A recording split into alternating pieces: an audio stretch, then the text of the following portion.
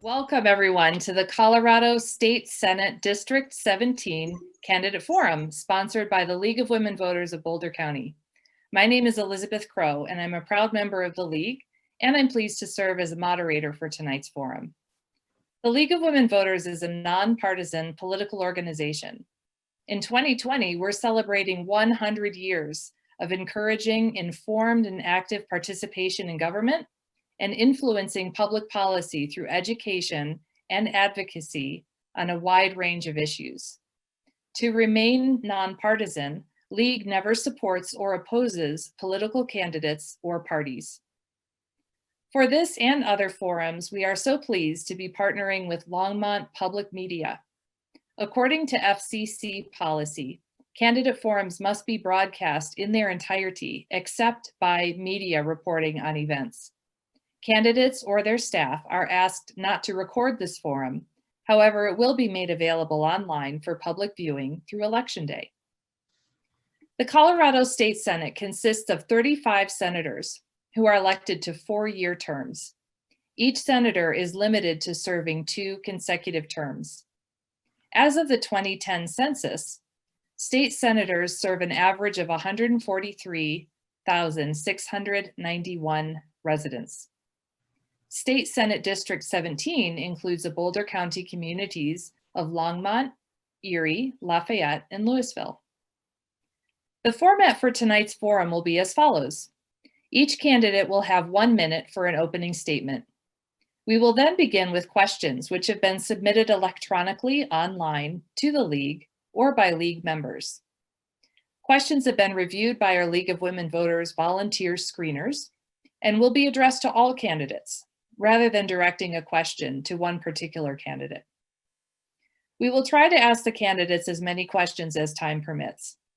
Each candidate will have up to 1 minute or 90 seconds to answer the question, and as moderator, I will announce the time allowed to answer the questions. Our timekeeper will keep you on track. Tonight's forum participants include candidates in ballot order: Sonia Jacquez Lewis, Democrat, and Matthew D. Menza, Republican. We have also asked Andrew O'Connor, who's unaffiliated, to participate since he has been determined by the Colorado Secretary of State as an eligible write-in candidate for Senate District 17. Let's start with opening statements. Again, you will have 1 minute. You can watch our timekeeper, who will let you know at the 15-second mark when to wrap it up. And we'll begin with you, candidate Jacquez Lewis. Good evening. My name is Sonia Jacquez Lewis, and I'm your state House rep for House District 12. I'm a pharmacist and educator, and it's been the honor of my life to represent you at the Capitol. In the last 2 years, I've helped pass hundreds of bills with over a 95% bipartisan vote. And I emphasize bipartisan because we need someone who can work with everyone. If you elect me as your senator, I will be the only licensed healthcare professional in the Senate. And there's no better time to have an expert in healthcare than now. So I am very concerned about what COVID-19 has done to families and businesses. And I believe we're on the right track using science to guide our decisions. And I want to continue that effort. I have a proven record on reducing healthcare costs, improving education, supporting teachers and working families, and the biggest challenge, our climate change emergency. My values are your values. You elected me the first LGBTQ and the first Latina. Thank you so much for having me tonight. Thank you. And now we'll go to you, candidate Menza. Thank you. I'm excited to be here tonight. I'm Matthew Menza. I'm running for State Senate District 17. I was born in Boulder, Colorado. I'm a CU Buffs mechanical engineering grad, and I left Colorado to serve as a naval officer for 20 years. I was a fighter pilot and a test pilot. And when I retired, I flew as a test pilot briefly in Seattle, but my wife and children decided to come back here to Colorado and start our family here, raise our kids here. When I returned, I noticed Colorado is not the state I grew up in. The majority in the capital appeared more interested in national politics and then in their local community needs. So we need leadership that focuses on all of us in the community. We need leadership that understands that the concept of empowerment is about us, the people, the constituents, not the government. They work for us, not the other way around.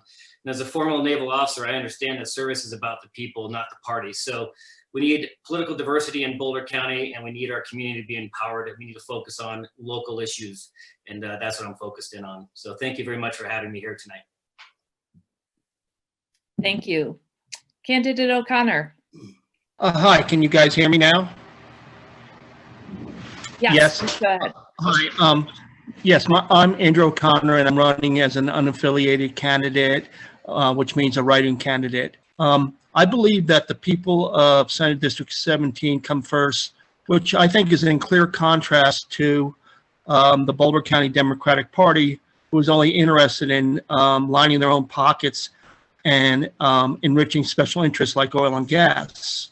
I don't believe in identity politics. I believe that we should elect the best person for the job, regardless of their gender or their sexual orientation. I believe that we need to send someone that is not a Democrat or a Republican to the State House, because nothing will change. The question is, why isn't the legislature working better? I believe that the Boulder County Democratic Party has sold the people out of District 17 and out to oil and gas.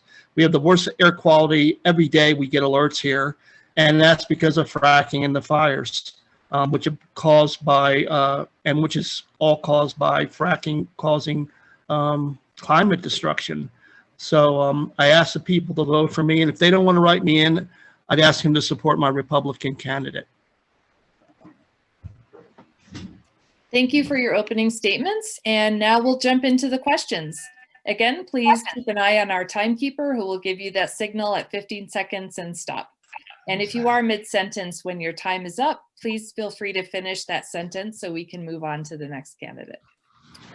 For the first question, we'll start with candidate Menza, and let's make this a 90-second question, so a minute and a half. The question is this: COVID-19 has deeply affected Boulder County communities. Are you satisfied with the state's COVID response to date? What do you feel will be the top priorities of state government next year to ensure successful recovery?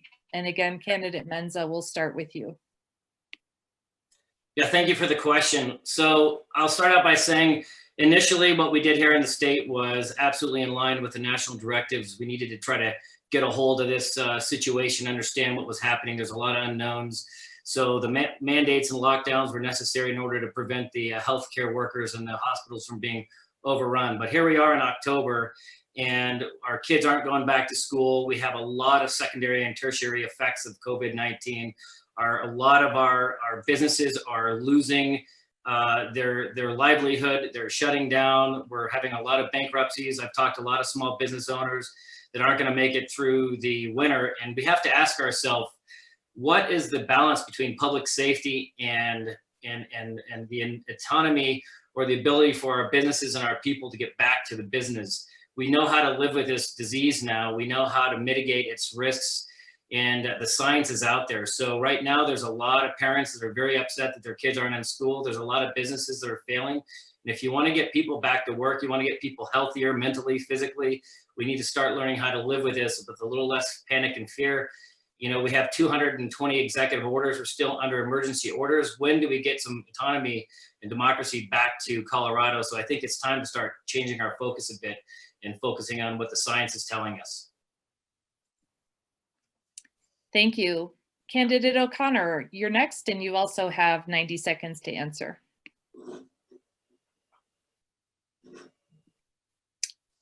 We need you off mute. Could you come off mute, Candidate O'Connor? There you go. Can you hear I don't me? mind starting over. Yes, we can hear you now. Okay, I believe that we must put public safety first. The government's failed us in the coronavirus response. My wife is an educator with Boulder Valley School Districts, and she was given a choice. She had a medical exemption, and she was told either go back to school and to in-person learning or take a furlough that was unpaid. I think that's unacceptable. We have to put the health of the teachers and the children first before anything. Public health must be the priority, and Colorado must do a better job than what they've had. And again, I think that the Democratic Party's failed us in this regard. Thanks. Thank you. And candidate Jacquez Lewis.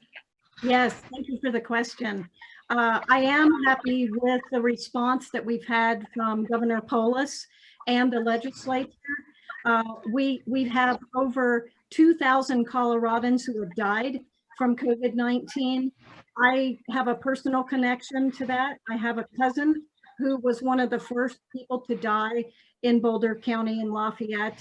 And also my wife is a frontline healthcare worker. So I've been watching this as an elected official from the moment that we got notice that we were going to have to close things down. I think that Colorado has done a very good job, because if you look at how our state has responded as compared to other states, I think that we are doing amazing. We have a positivity rate that is below 5. We are using science to direct us. So I think that we need to continue that path and open as we can, using the data to guide us. We still are learning some things about this virus. If you have the most protected man on the planet who can get it, we obviously need to be doing more. So I'm hoping we'll have a better national plan, and I'm glad to see what Colorado has been doing.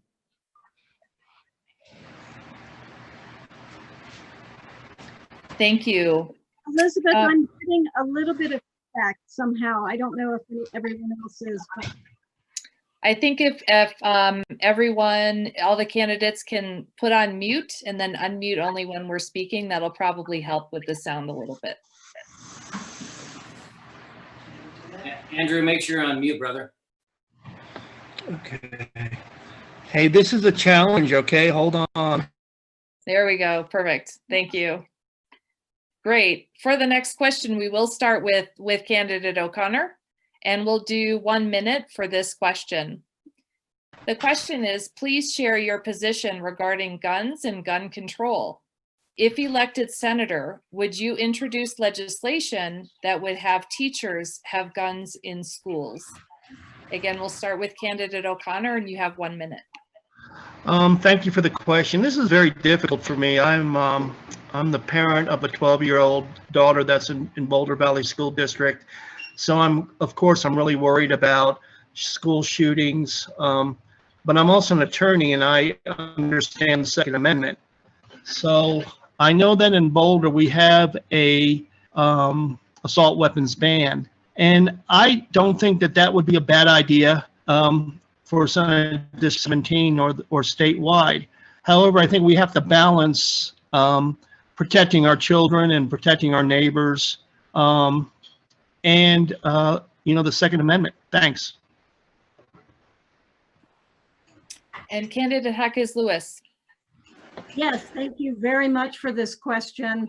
I am the prime sponsor of a gun violence prevention bill that we were going to try to run this past session until we had to respond to the pandemic. I have been named a gun sense candidate by many of the gun violence prevention community groups in Senate District 17. And so I do believe that we need to make our communities safer. We have lost far too many young members of our community. In fact, the six teenagers who were murdered in August were all murdered with stolen weapons. And that is why I'm going to be the sponsor of a lost or stolen gun firearm bill that will encourage responsible gun ownership. So, and I have voted already, I'm on the record as voting against teachers having guns in schools. Teachers need to be teaching, not worrying about where firearms are. So absolutely, I think this is a very important issue. We've had the most number of gun sales in the past few months during COVID, and that's very, very concerning to me. So I do want to see what we can do to make communities safer. Thank you. And candidate Mensa, same question. All right, yeah, and the reason why the gun sales are increasing are because our government's failing us to protect us. So people are fearful, they're scared. I was assaulted on a bike path with my wife because we weren't social distancing. A man attacked me. My wife had a gun pulled on her. Our entire society is in upheaval. We have massive mental health issues. We have riots. We have all sorts of things happening all over the country. We have a lot of divisiveness. And now we have a lot of people that want to take away our Second Amendment rights. The Constitution had that put into our fabric and foundation of the country for a reason. And now I get it. As a naval officer, I never had a weapon or thought about it, even as a former military officer, until we had all these things happen to us. And now we get it. We understand why people are buying guns. It's a right to protect ourselves because our government is failing us. You want to defund the police, you want to take away our guns, and you want to have people come to our neighborhood and call us racist and call us names. Yes, we're going to protect ourselves. And everybody should have that right to protect themselves. If the government can't do it, we have to do it for ourselves. So protect yourselves, people. Thank you. And now we'll go to the third question. And for this one, we will start with candidate Jacquez Lewis. And the question is regarding air quality and air pollution. Despite Senate Bill 181, which was meant to prioritize protection of public health and the environment from oil and gas pollution, the State Air Pollution Control Division continues to issue hundreds of permits for oil and gas wells, and our ozone levels are higher. Does the state legislature need to take further action? And if so, what should it do? And we'll do 1 minute for this response. And again, we'll start with candidate Jacquez Lewis. Yes, thank you for the question. I am an oil and gas impacted Coloradan. I live within the zone of the CDP, the Crestone Development Plan, and they were scheduled to put 36 production oil pipelines right beside my house on a massive production pad. So this issue is very personal to me. I agree. I think the air quality that we are experiencing now is dreadful. It's actually the COGCC, the Oil and Gas Commission, Colorado Oil and Gas Commission, that issues the permits. And I believe that they are in the process of finalizing rulemaking. So we are seeing less of those permits happening now. I helped write Senate Bill 181, and I will continue to monitor it to make sure that it's protecting our community. It's public health and citizen safety that have to come first. So I very much agree with the question. Candidate Mensa, same question, please, for 1 minute. Yeah, right now, I'll tell you our air quality is terrible because of these fires, but I'm looking at the data right now from the Colorado air pollution data that they put out, and I'm showing a trend line of improving air quality year after year for the last 20 years. So as a scientist, as an engineer, I'm absolutely concerned about environmental issues. It's a big thing on my campaign about how to evolve our energy sources and get into a real sustainable path for environmental policy by demonizing ONG and natural gas. I think there's a better way to transition ourselves onto something more sustainable in the future. And that's something we can certainly talk about. But right now, I'm not sure where the correlation is between the data I'm looking at right now that Colorado puts out and the concerns that, for example, Sonia's talking about. But that's something I'm certainly open to debate and discuss in the future. Thank you. And next for you, candidate O'Connor, same question for 1 minute response. Okay, can you guys hear me? Yes, thank you. Okay, every day we have a poor air quality alert here, every single day. I think I'm the only candidate here that wants a fracking ban. Absolute fracking ban is what's needed here. And in the alternative, I would ask that we have a 95% severance tax on oil and gas development in Senate District 17 to make it economically unfeasible. Senate Bill 181 has been an abject failure, and it's just another example of the Boulder County Democratic Party selling the people of Senate District 17 out to oil and gas. We must ban fracking. We have no other choice. I don't know if anybody here has had a chance to see the David Attenborough documentary, and he talks about the climate destruction that we're facing, and it's all about fracking and oil and gas development. I respectfully disagree with my Republican candidate. It's not fires that is causing. It's a combination of ozone and fracking that's causing this. And the Candidate fire. O'Connor, I'm sorry, you're out of time. If you can Okay, wrap thanks. up. That's it. Thank you. Thanks. So the next question, we will start with candidate Menza, and we'll also do a minute for this one. The question is, this summer, the Colorado passed the Enhanced Law Enforcement Integrity Bill, designed to increase police integrity and accountability and protect civil rights. Do you feel this law goes too far or not far enough to address the issues as designed? You know, I think we're all interested in making sure we have fair and equitable law enforcement and that everybody is treated fair and equitably. I'm concerned that we're unnecessarily hand tying some of our police officers. I think with this particular bill, it's hard to get a feel for what our law enforcement are saying about it yet. I haven't seen the data, but what's more important is, can they do their job? And is it helping to bridge the gap with some of the concerns of the public? And, you know, I think it's a step in the right direction, but I think we still need some more data on its outcome. Thank you. And candidate O'Connor, you're next for this question.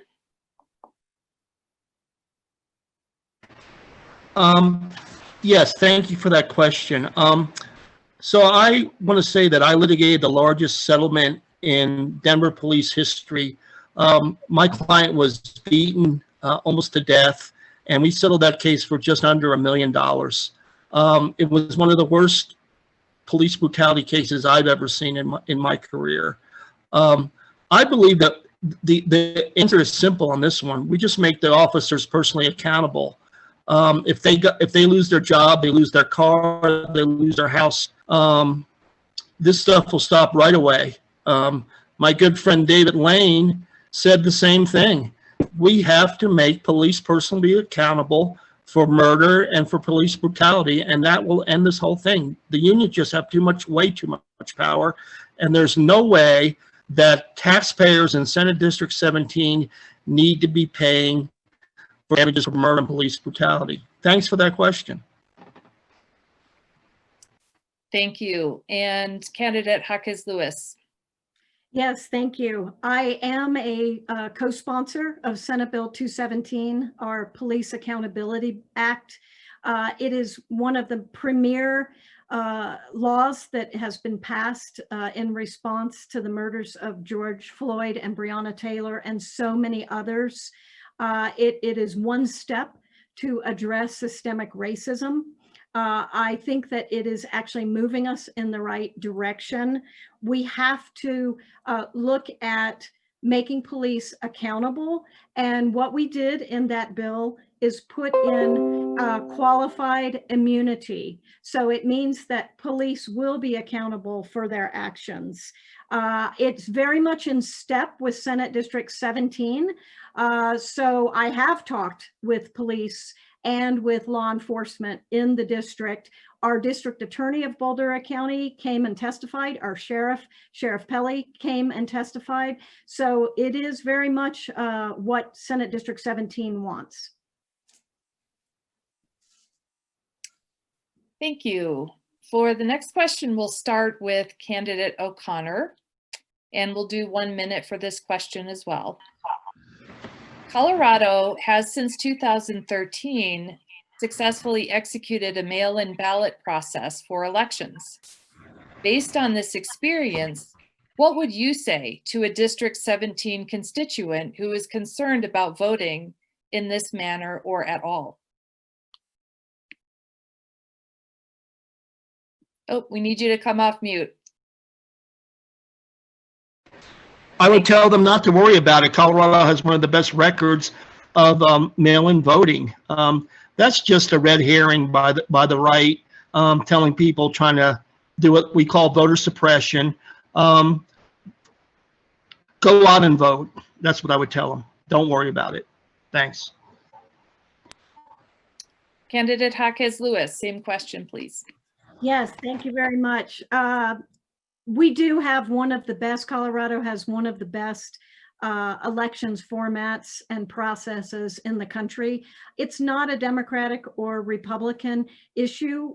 Utah has mail ballots and has been doing it for years. We have very, very little fraud that is attributed. This is an issue that unfortunately the White House has politicized and put out into into our society. And if you're worried about how to protect your vote, you can sign up at the Boulder County Elections Office that traces your ballot in the process, and you can get updates as to when your vote has been counted. We also have drop boxes all across the county, and I invite you to go to any of the websites that show the location of the drop boxes. You can even come to my website, soniaforcolorado.com, and we'll tell you where you can drop off your ballot. Thanks for the question. Thank you. And Candidate Menza, same question, please. Well, I'm going to agree with Sonia that we do have a pretty good system here in Colorado, but history will tell you that we have had a lot of issues. We actually had to stop it for a period of time in order to fix some of our problems. So it wasn't without problems, but I agree with her that we do have a pretty good system right now that's working. I don't think it's perfect. There are some issues, but I think for the most part, we're a pretty good example for the country. But it's not a red herring, and it's not an issue by the president. That's, again, more national theatrics. But you have to remember that election integrity should be something that all of us are concerned about all the time, no matter what political spectrum you're on.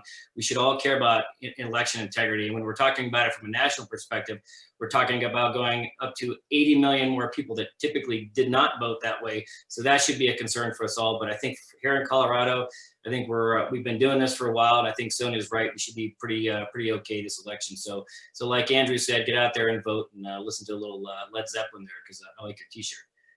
See if he's paying attention. Thank you all. For the next question, we'll start with candidate Jacquez Lewis, and it is regarding leadership style and opportunities for people in our community. The question is, what have you done, or what might you do if elected as senator, to encourage and make space for people of color as leaders in our communities, including in government positions? And let's do 1 minute for this question as well. Yes, thank you very much for the question. As an educator, I'm always trying to work with folks that are wanting to start out learning about how do we make policy. I'm an adjunct professor at the School of Pharmacy, and I had several students intern with me in the past 2 years.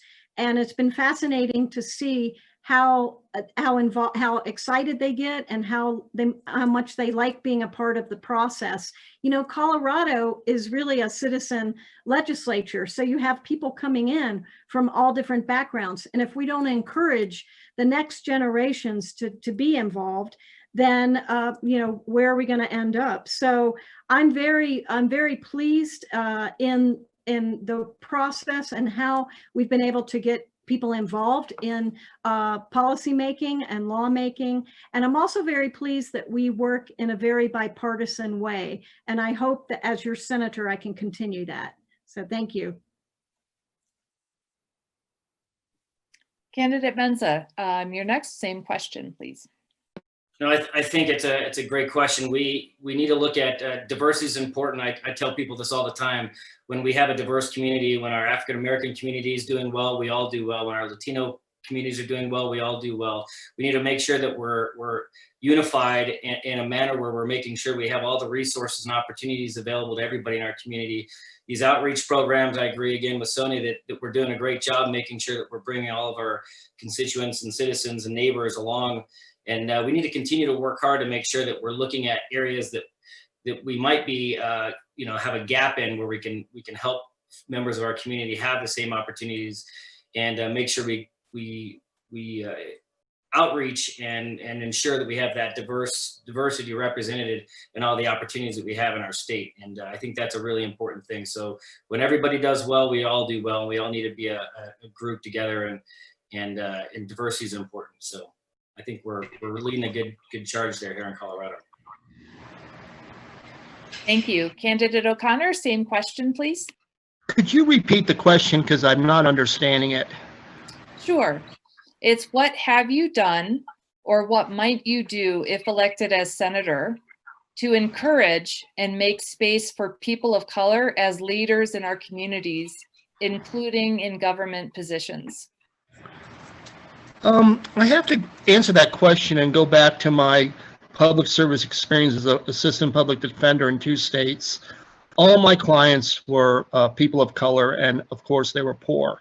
Of course, I think that we need to outreach to people of color, but I don't think we need to. I think we should not overlook, I think, which is the most important facet here, which is economics. I think poor people is more important than their race. I think we need to look at encouraging people that are poor and underserved to get involved politically. Thanks for that question. Thank you all.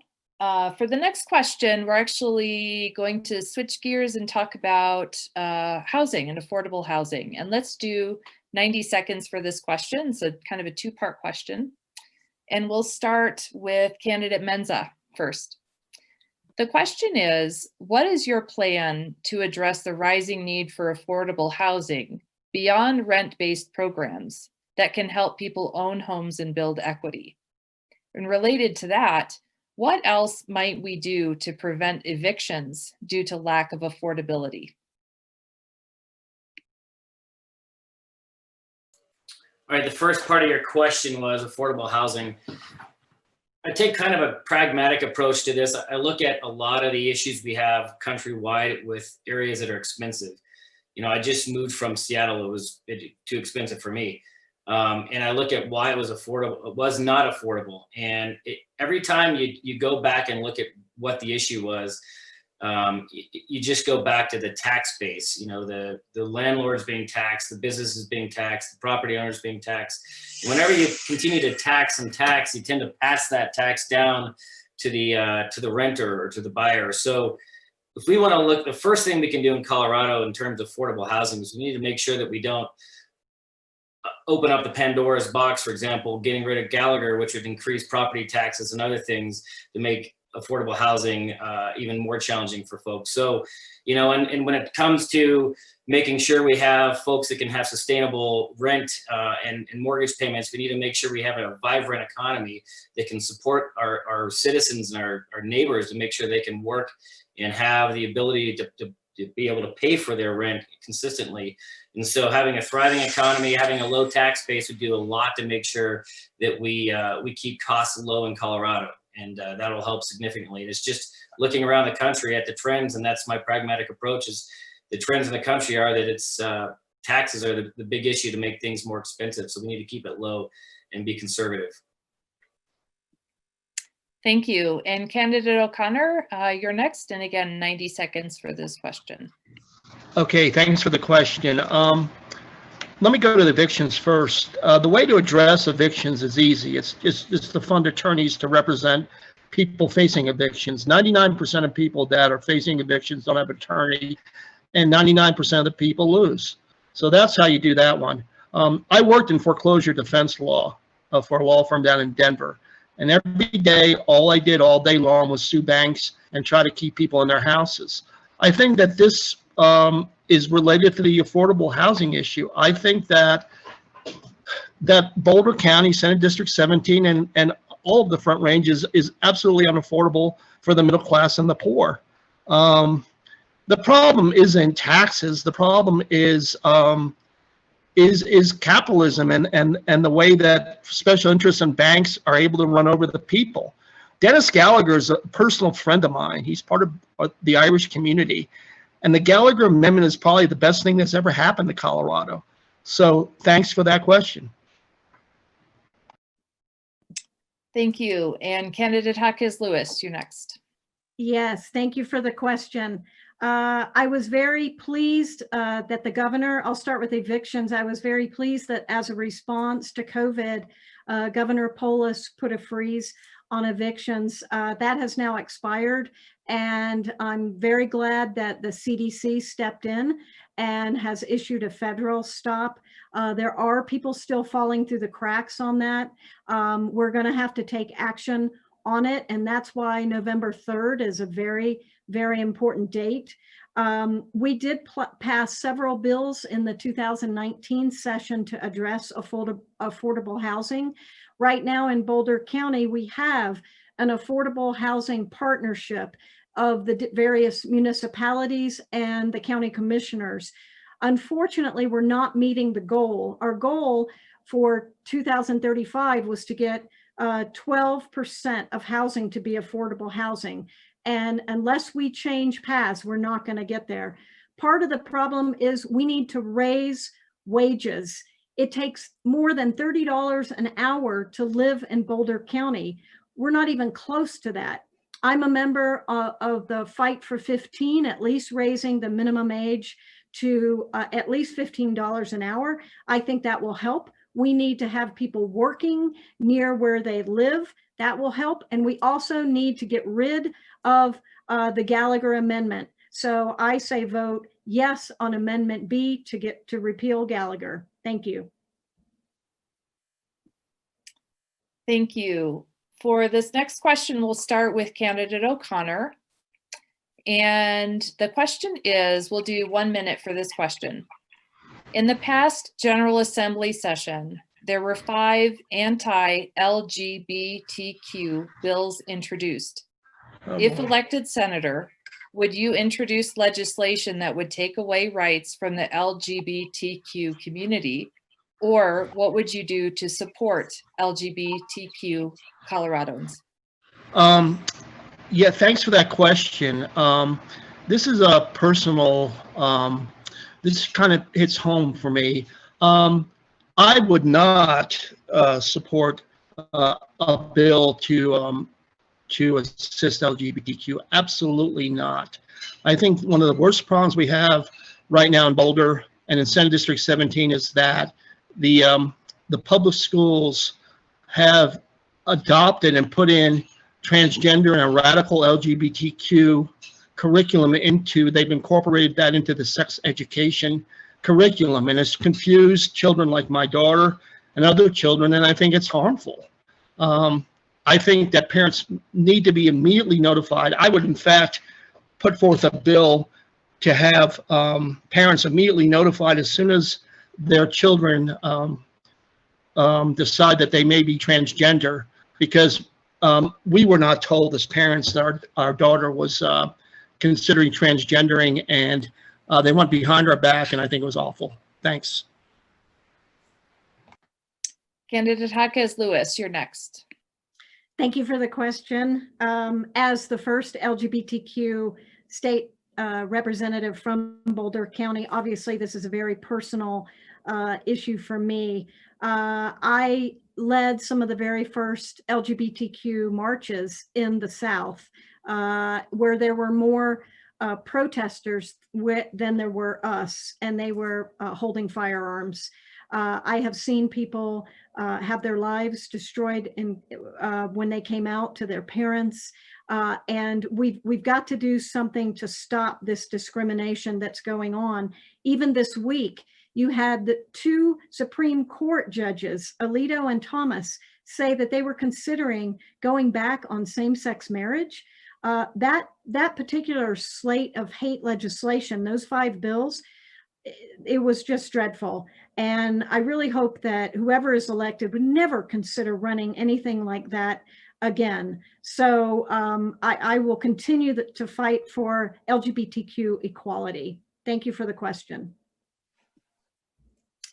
Thank you. And candidate Menza, same question, and you're next. Yeah,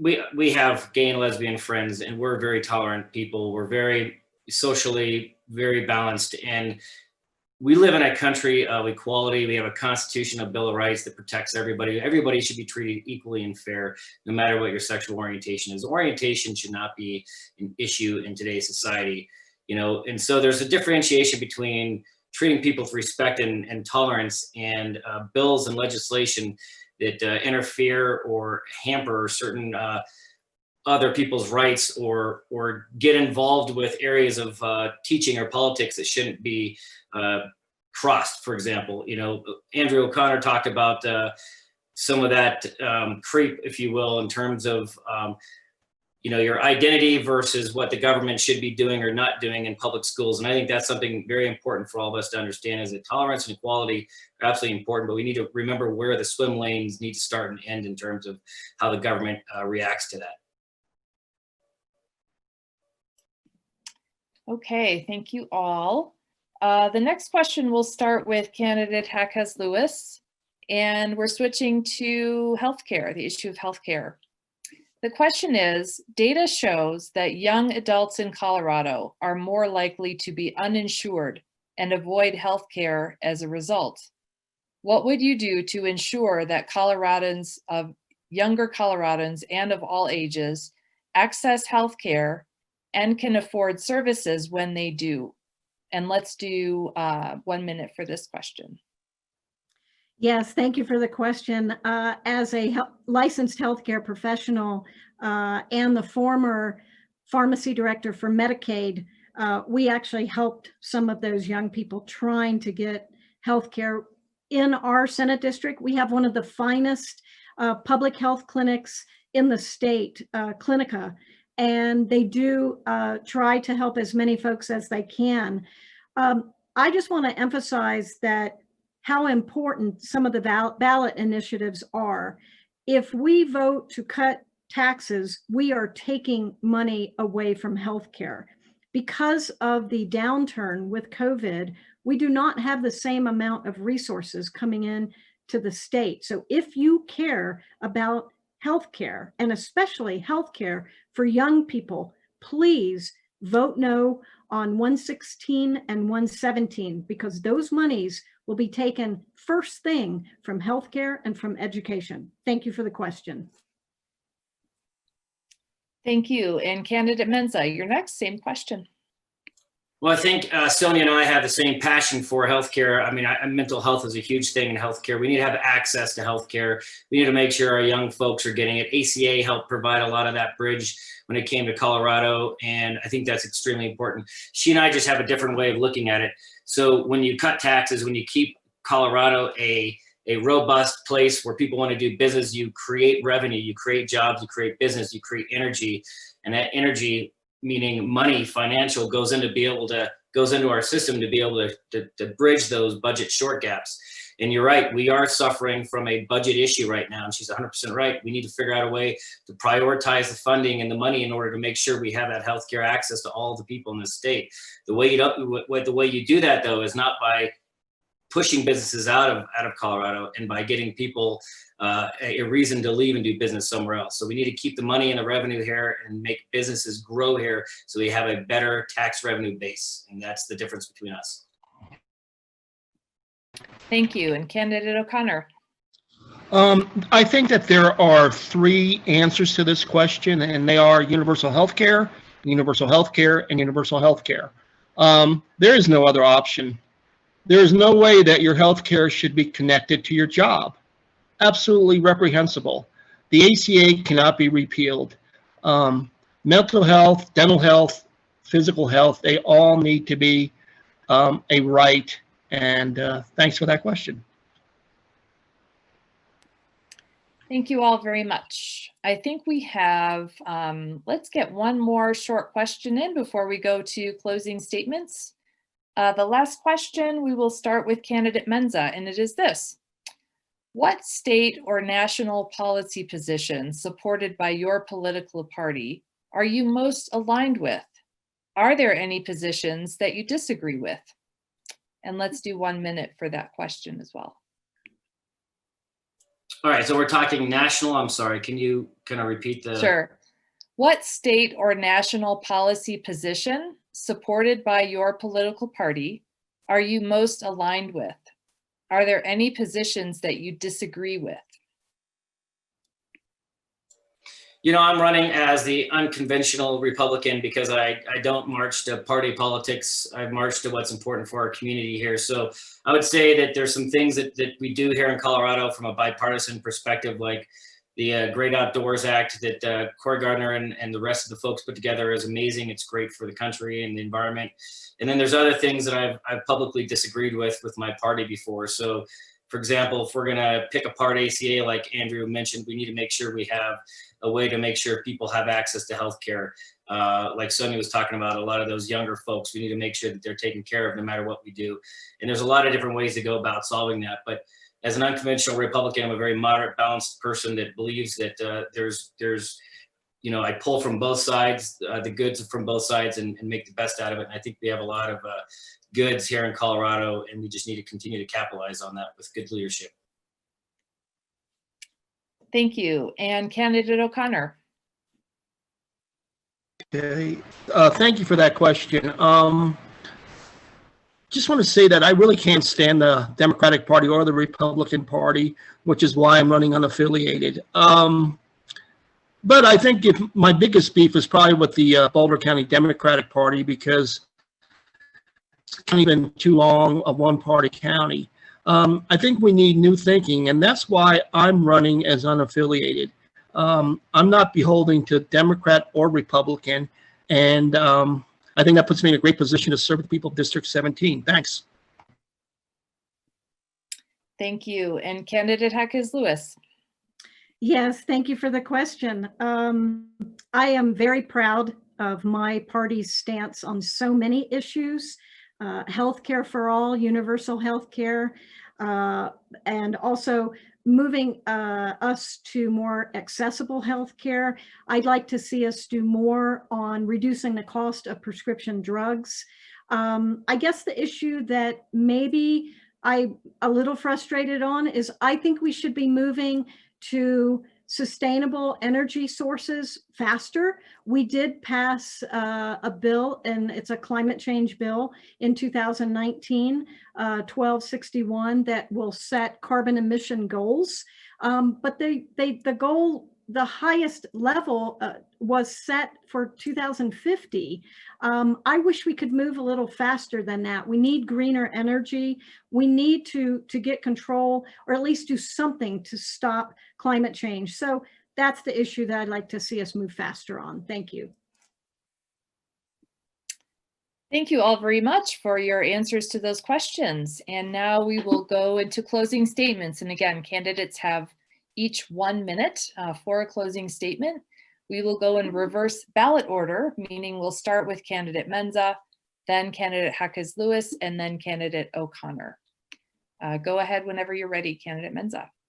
Well, thank you. First of all, I want to say thank you. It was nice meeting you, Sonia, and Andrew. You guys are awesome. It was great talking to you both tonight, and I love what you're saying.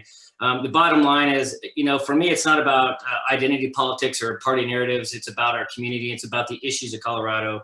And, you know, I spent 20 years in the Navy understanding what service is about, how to serve and lead, but in very difficult situations. So working at the Capitol with folks from across the party is not something that's difficult for me. I like working with people.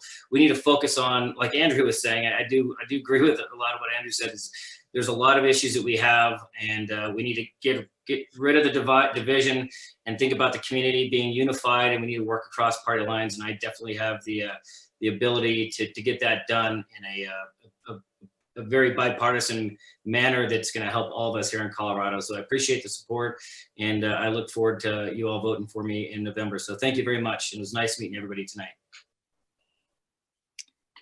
And Candidate Jacquez Lewis, you're next, please. I just want to thank the League for hosting this, and thank Matt and Andrew for participating. And for those of you watching, I'd like to ask you to consider one simple question. How can we better take care of each other during this time of need? We can do it with compassion. We can do it by fighting for the greater good, and we can do it with love. If you have privilege, then you have to work for those who are less fortunate and more vulnerable. And I believe that's what makes Colorado the amazing state that we live in. It's our diversity. I've learned from my mom, who went to law school at age 51 while trying to raise 5 kids. And I've learned from my wife, who's a hospice nurse, a frontline essential worker, that we're stronger together. And that's what I stand for. I think we need a senator who believes in science and education, working families and small businesses. And it's that compassion and someone who wants to give back to the community, because that's been my life. I need to stop there, but I hope I'll earn your vote. Thank you. Thank you. And Candidate O'Connor, your closing statement, please. Thank you to the League of Women Voters. Sonia, I know you. Hello. Good to see you again. Matt, it was great meeting you. You're a good guy. So I'm running as an unaffiliated candidate, write-in, and I believe that the people of Senate District 17 come first, which I think is a direct contrast to the Boulder County Democratic Party. Like I said earlier, this has been a one-party county for too darn long. I'm a lawyer, and this is a lawmaking job, and I believe that I'm the best candidate for this job, and I can do the best job. However, I understand if people don't want to write me in, and if they don't, I'd ask them to vote for Matt Menza. Thanks.